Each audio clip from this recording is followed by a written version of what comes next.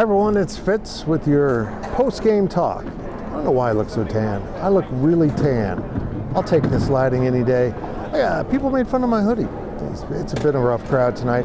Speaking of crowds, this crowd that just watched Kansas State beat Baylor 68-64 in overtime was phenomenal. Not even sold out. I mean, maybe it was sold out, but about 1,000 people didn't make it to the game. But the students were amazing. And the students lined up like usual outside in single digits to watch this game, to get in early. Unbelievable.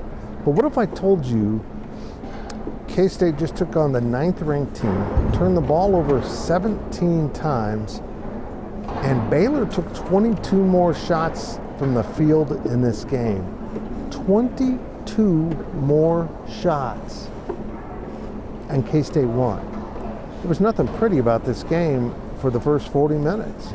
These two teams are great defensively, and they just got after each other, and the way the game was called kind of lended itself to that.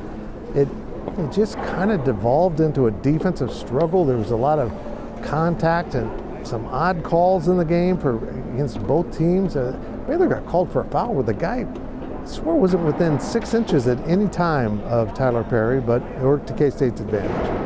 It was an amazing game. It's a Big 12 game. And Jerome Tang now is somehow, some way, 10-0 in overtime games as a head coach.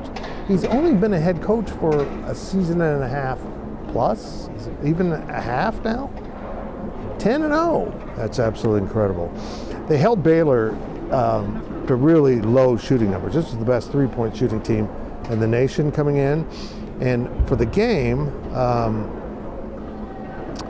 I can't find it. And for the game, they shot 5 of 28.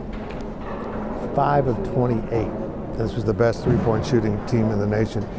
K-State was 7 of 23. If you watch that game, K-State was the better shooting team. It's hard to believe. It really is. Overall, K-State shot 40% from the field. Baylor shot 32.9. It was the free throws, though, that really made a difference. Baylor was 9 of 19 from the free throw line. They were dreadful. They were 5 of 12 in the second half and 0 of 2 in overtime. Baylor had this game to win, and they couldn't do it. And a big reason why was K-State kept closing out defensively.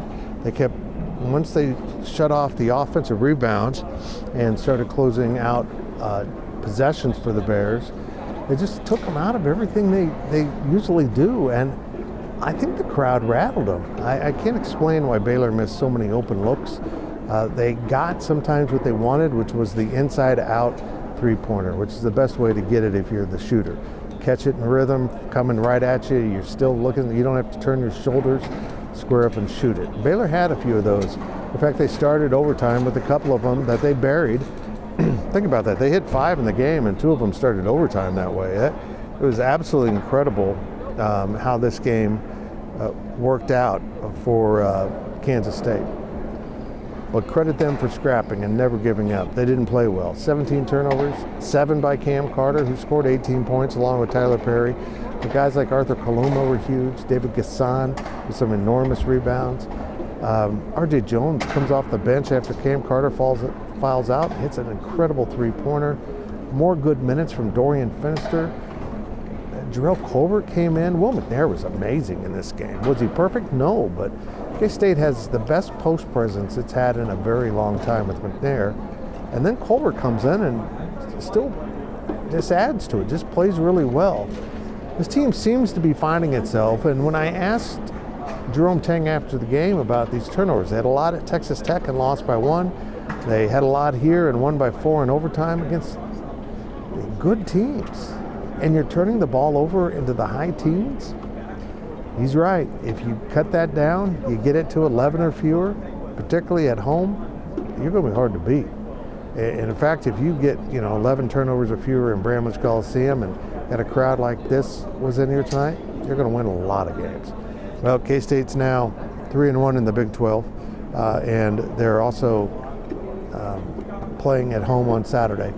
So they've got Oklahoma State coming in. That's a winnable game. I mean, let's be honest, Oklahoma State is not what they have been. They're struggling this year. It's very winnable, but you got to take them one at a time. If you count the win before it happens, probably not going to win in this conference. As Jerome Tang says, go 1-0, put that in a box, and move on. They'll move on after tomorrow. They'll have the day off, and then they'll get ready for Oklahoma State, because this league's relentless, and it keeps coming. But K-State found a way to win this one.